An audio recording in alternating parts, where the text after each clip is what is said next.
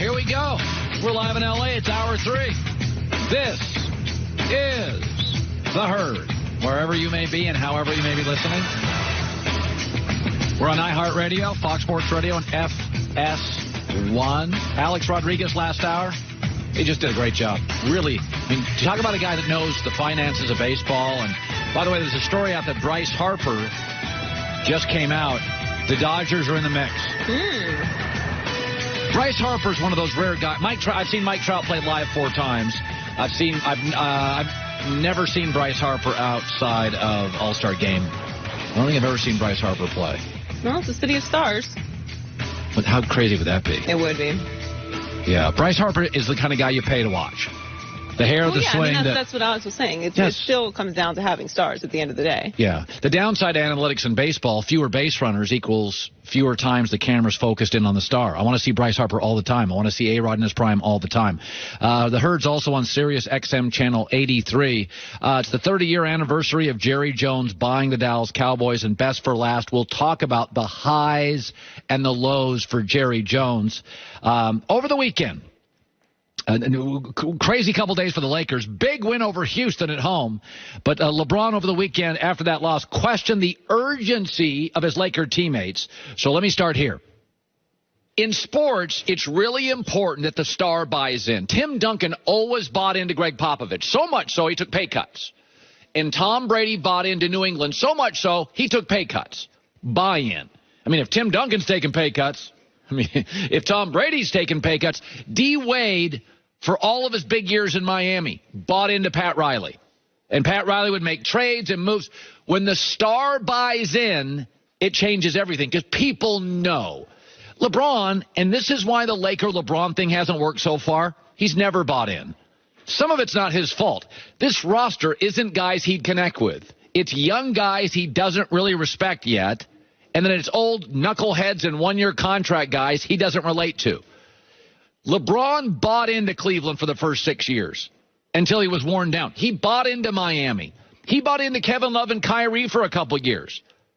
He didn't buy into this team. And let's be brutally honest, we're 59 games into the season. There's no juice. There's no energy with the Lakers. It doesn't even feel big. I'll be the first to admit, I thought this would feel big. It's not about you predicted 43 wins, I predicted 48, some predicted 45. But we all predicted this would feel big. Lakers plus LeBron. This has never felt big. There's no juice. There's no energy. I mean, LeBron looks around. He's like, Brandon Ingram, has he hit a ceiling? Lonzo Ball hurt again. Luke Walton couldn't win when I was gone. Defensively, zero consistency all year. I mean, you can even hear it when LeBron talks. You can tell he's still trying to figure it out. When the star doesn't buy in, you can feel it. It's palpable, and the players know it. Then the stories come out and the trade rumors come out where they're all basically furniture about to be moved, and they go from he didn't buy in to he really doesn't like us. Here was LeBron after getting thrashed this weekend by the Pelicans, who didn't even have AD. Well, how many know what's at stake? You've never been there. In the last few years, everybody's so accustomed to the losses that I'm just not accustomed to. I'm not accustomed to it. I would never get comfortable with losing. Losing game 1 to Houston, it feels the same way as losing game 59 in New Orleans for me. That's just how I'm built. That's who I am. You know what this reminds me of a little bit? Aaron Rodgers last year. Aaron Rodgers, like LeBron, gets hurt, is not really playing at 100%. And there were all these stories about McCarthy and Aaron Rodgers that Aaron no longer bought in. And the team sensed it. And Green Bay got derailed after that injury, and they never really got momentum. It's the same thing. LeBron had a little buzz early. Then LeBron got hurt, derailed, comes back, not 100%. He doesn't buy into Luke, doesn't buy into the young guys, doesn't buy into Lance. You can sense it. Bill Plaschke of the LA Times is at every Laker game. And, I brought him on my radio show a couple of weeks ago, and he noticed it. You can ask anybody within an organization. It's like he's his own company, his own brand, his own element. He's his own planet. And he's orbiting around the Lakers, but he's not landed and connected with the Lakers at all. And yes, and they feel it. You know what the team leader is Rajon Rondo. He's their leader. They love him. The kids love him. You saw how much he celebrated when he came back and beat Boston with that shot. That was real. But he's mentoring them. He's helping them. He's leading them. What's LeBron doing? Putting up some good numbers and playing, but not as engaged and as invested as he should be in any of this. Yeah, I think it's really obvious. By the way, I don't think Anthony Davis, even if he comes to Los Angeles, solves this, their biggest problem, which is they don't have enough shooters, and LeBron knows it. LeBron's not necessarily worked well with big guys. He didn't work great all the time with Chris Bosh. He didn't work great all the time with Kevin Love. He was great with Kyrie. He works with shooters. Anthony Davis, he doesn't solve that. Lakers are 28th in three-point shooting, 29th in free throw percentage. Anthony Davis doesn't solve those issues. He makes the Lakers better and more interesting, but he didn't solve their biggest issue. They're a lousy shooting team in a shooter's league. This year, though, it's never felt big. The West was already good, and then Houston, a good team, added Kenneth Faried. They're better. And then Portland was already good, and they added Rodney Hood and Enes Kanter. They're better. And Oklahoma City just added Marquise Morris. Oh, they're better. Like, let's just admit it. I'm wrong on this. It's not the win total. I could still get to 48 what I predicted. But it has never, ever, ever felt big. It's disappointing. Chris Mannix, first things first, talked about their biggest flaw. There are not enough guys in that locker room that have real equity in that team. LeBron knows he's a Laker for the next 3-4 years or whatever. How many other guys in that locker room can say that? And I think that matters. I think when you have to dig deep in moments like this, how many of those guys think, oh, I'm not going to be here that much longer anyway. I'm playing for myself anyway. You got half the team is on one-year contracts. They're basically mercenaries out there. I think that's a major factor in this team kind of crumbling over these last couple of weeks. I completely agree. When the star doesn't physically and emotionally buy in, Aaron Rodgers this year in Green Bay, LeBron with the Lakers, everybody in the shop can sense it. Let's shift to this. Interesting comment, NFL. There's two great wide receivers in the NFL, Antonio Brown and Odell Beckham Jr. And they have been in trade rumors a lot in the last few months. I would go out and get Odell Beckham Jr. I would not go out and get Antonio Brown. Story dropped this weekend that 3 teams have reached out to the Steelers, meaning 28 teams have not reached out to the Steelers. And I think there's one big reason here.